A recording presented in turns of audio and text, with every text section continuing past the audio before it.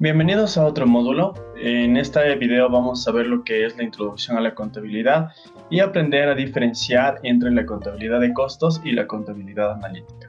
La contabilidad de costos hace referencia a lo estudiado en los videos anteriores, con la evaluación de los costos de mi emprendimiento, la evaluación de mi rentabilidad basada en el punto de equilibrio, que es el análisis de las ventas necesarias para no ganar ni perder dinero, que me da un punto de partida, para saber si este emprendimiento puede ser realizado, así como la inversión. Recordemos que a grandes inversiones se requieren grandes ganancias de igual manera, y inversiones grandes en ocasiones que no generan las suficientes ganancias, pues son negocios menos rentables. Mientras menos inversión exista, mejor para mi emprendimiento. Asimismo, vamos a ver, como dice, los objetivos, identificar el contexto histórico del desarrollo de la contabilidad y mirar la importancia que tiene esto en el emprendimiento. Bueno, la contabilidad ha sido parte ya del hombre desde el mismo inicio, desde que inicia esta línea de ser nómadas o sedentarios, ya que en ese proceso pues necesitamos contar cuántas plantas y animales estaban produciendo, los frutos, etcétera. Empieza a ver la economía de excedente, la propiedad privada, es decir, mientras más propiedad tenga, mayor cultivo voy a tener, y bueno, esto empieza el desarrollo de las primeras comunidades, ¿sí? De las primeras civilizaciones antiguas. Entonces, el llevar la contabilidad de cuántos producción tengo ya estaba desde esa época instaurándose los primeros principios de contabilidad.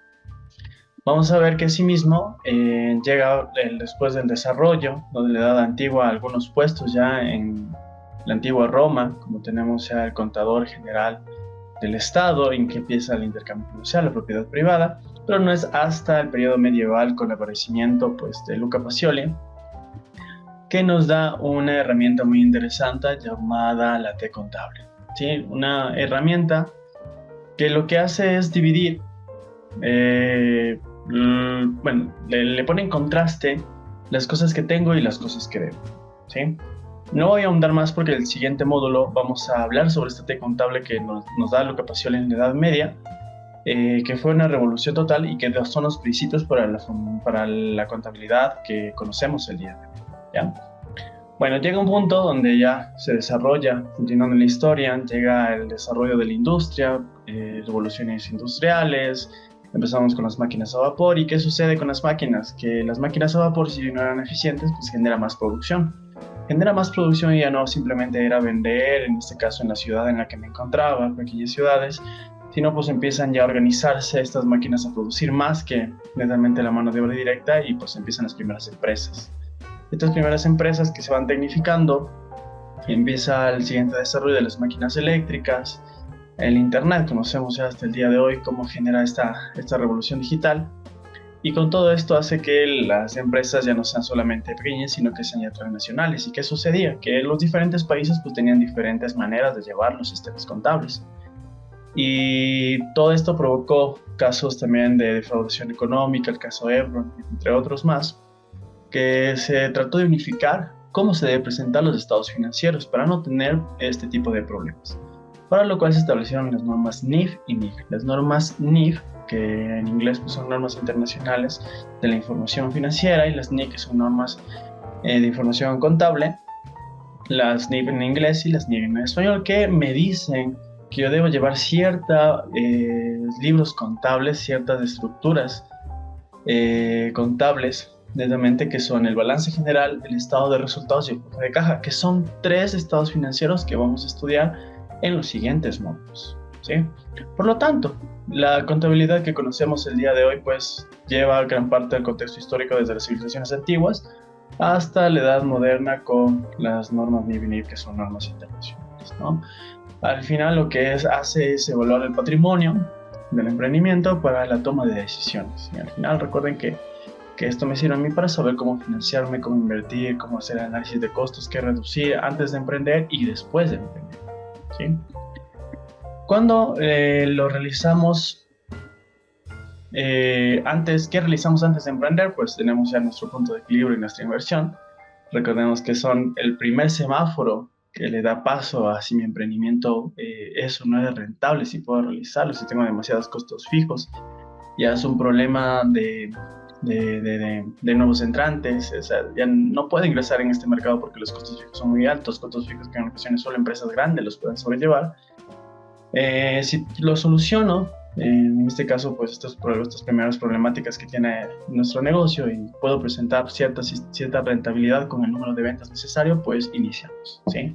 Entonces, antes de iniciar tenemos el punto de equilibrio y la inversión necesaria, y cuando empezamos a emprender, pues aparece la contabilidad analítica, ¿sí? Entonces, contabilidad de costos tiene una característica, es que es antes de emprender, y la contabilidad financiera, que es cuando yo estoy emprendiendo. Y esta contabilidad financiera tiene otras características que además son necesarias y son obligatorias en todos los países para el control de impuestos, para la toma de decisiones, gastos financieros que se pueden realizar, préstamos, deudas, entre otras cosas.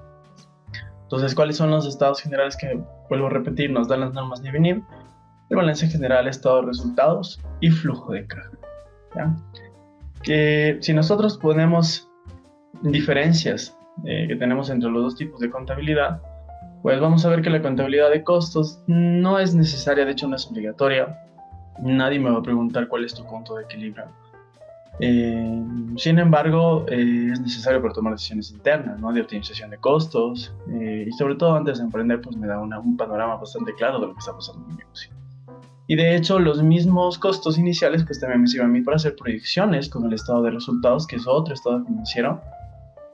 También la línea de inversión lo puedo utilizar en el balance general, ¿sí? Entonces, miren, cosas que tengo acá en la contabilidad de costos, puedo ponerlo acá en la contabilidad financiera.